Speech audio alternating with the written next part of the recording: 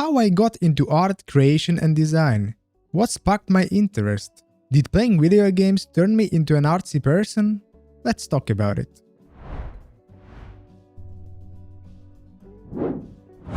A lot of the things we become interested in later in life probably start much earlier than we realize. I didn't grow up thinking about character design in any serious way. I didn't know what silhouette design was, or color theory, or visual storytelling. Early as a kid, I did like drawing a lot, building stuff with Lego and shit. Later, it transferred to playing games with a lot of building, character customization, fighting and collecting different creatures and other things. Only much later did I start realizing that I was constantly making visual decisions. I was choosing what looked good for me, what felt right together, and what kind of impression I wanted something to give. So was I an artsy person from the start, or I just grew up doing creative stuff? It's an interesting question. So in this video, I want to look back at some of the games that probably had the biggest influence on my interest in art and design. Let's go!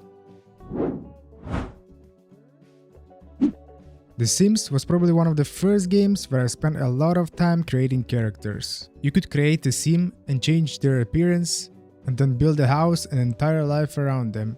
I remember spending a lot of time just changing things until everything looked right for me. Sometimes I had a specific idea in mind, but a lot of the time I would just start with something random until I ended up with the character I liked. Then I remember choosing a specific color for every character and then using that color for stuff like clothes and room design. Looking back, I think this was one of the first time I started experiencing how a character appearance can influence the way we imagine them. Another game that had big influence on my taste was Need for Speed series. Underground 1 and 2, Most Wanted games, let you take a car and gradually change its appearance until it felt like your own car. I didn't just want a car that was fast, I wanted one that looked good to me. I would spend a lot of time changing the appearance of the car before even thinking about racing it. The game itself also had a very strong atmosphere. The neon lights, dark streets, modified cars, the music, and the whole underground racing aesthetic all worked together to create a very specific feeling. I think this was one of the first games when I started to understand visual style can affect how you feel about something. The car wasn't just a car anymore. The way it looked changed the way it felt. Around the same time, I also spent a lot of time playing Tony Hawk games and Skate 3. These games influenced me in a different way. I spent time changing my skater clothes, choosing deck graphics, shoes, and overall look. All I wanted is my skater looking cool. You could also choose your graffiti and sticker you can put on a wall. Those games also introduced me to entire visual culture. Skate parks covered in graffiti, sticker covered decks, baggy clothes, skate shoes, punk rock, hip hop. It all felt like it belonged together. Even if you knew nothing about skateboarding, you could immediately recognize the style those games were going for. I think those games also made me realize that design isn't just about individual character. It's about creating a world where everything follows the same visual language. The characters, the environment, the music, all felt like they belonged to the same culture, and that made the whole experience much more memorable. Then there was Spore, which took the idea of creating characters and made it much more open-ended. The creature creation was probably one of the most entertaining parts of the game for me. You could start with a basic creature and keep changing it until it looked completely different and new. Sometimes you would accidentally create something that actually looked pretty cool. Other times you would end up with something that looked completely ridiculous, but that was part of the fun. Also, it was really cool to see all the pre-generated, or however it worked, creatures that the game gave you to evolve alongside with. I think this was one of the first games when I started noticing how much a design could differ just by changing a few basic things. The process of constantly changing something and seeing how the result affected the whole design probably stayed with me. Another game that had a bigger influence on my interest in character and creature design was Pokemon. I think what made Pokemon interesting was how different the design could be, while still being immediately understandable. It was really enjoyable to progress to the game just to see how the next part of the map Pokemon looked like. Some of them just looked cool, some were cute, some looked powerful, Some were weird enough that I remember them specifically because of that. I also think the way Pokemon evolved was interesting because you could see how a character design changed over time. Sometimes the evolution felt like a natural development of the original idea, other times the final form looked almost completely different. Looking back, I think Pokemon probably helped build my appreciation for simplicity yet variety in character design.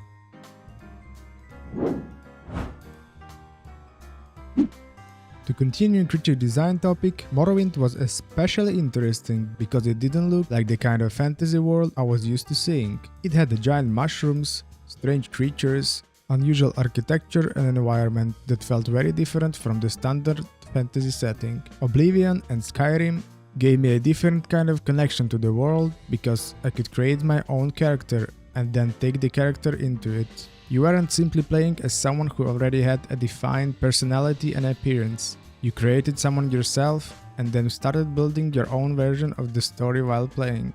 Over time, the appearance of the character became connected to your own memories of the game. You remember the armor they wore, the places you visit, and how your character looked during different parts of your playthrough. A character appearance can become connected to your own personal experience with the game. And at last, there were MMORPGs. For me, I didn't just stick to one game. I tried different ones, like obviously World of Warcraft, Ion, Terra, last known to West Perfect World, and later Blade and Soul. These games had big influence on how I started looking at characters, because you could spend an enormous amount of time with one character. You would gradually change the way they looked, what mount they ride, unlocked new powerful skills. I remember getting excited whenever a new armor set was at the next level. You see someone wearing it and immediately think, I need that. Then you would spend hours trying to get it, and when you finally did, a big part of the reward was simply being able to look at your own character wearing it. Sometimes you didn't even need that armor, you just wanted it because you liked the design. Then you would look at different pieces of armor and try to figure out whether they can work together. You would notice when a certain combination looked good, even if you couldn't explain why. Also, all the rare weapons and armor, hard to get mounts, that obviously most of the time were the coolest looking. That added even more excitement when finally unlocking them. The different games also had very different approaches to design. You remembered what they looked like when you started playing, you remembered the equipment that you eventually got, you remembered how they changed over time. When I look at all of these games now, they are obviously very different from each other. The Sims let you create people, design homes, and imagine their life. Spore let you create creature designs and evolve them. Need for Speed let you customize something and develop your own style. Pokemon and Morrowind showed you all kind of creature design. Oblivion and Skyrim introduced you to different kind of fantasy worlds and let you place your own character inside them. And MMORPGs let you create a character that could gradually change over hundreds of hours of playing. But I think the thing they all had in common was that they gave me some kind of control over the visual side of the experience. I wasn't just looking at character on the screen, I was changing things, choosing things, and experimenting with different appearances. Sometimes I was creating something from scratch, sometimes I was simply trying to make different parts of a design work together. And I think that is probably where a lot of my interest in design came from. I enjoyed making visual decisions before I understood what I was actually doing. I knew when I liked something, even if I couldn't explain why. So when I think about games that influenced my interest in art and character design, I don't really think there was one specific moment where it all started. It was more like a lot of small experiences building on top of each other. But even though I didn't realize it at the time, I think that's where my love for art and character design really started.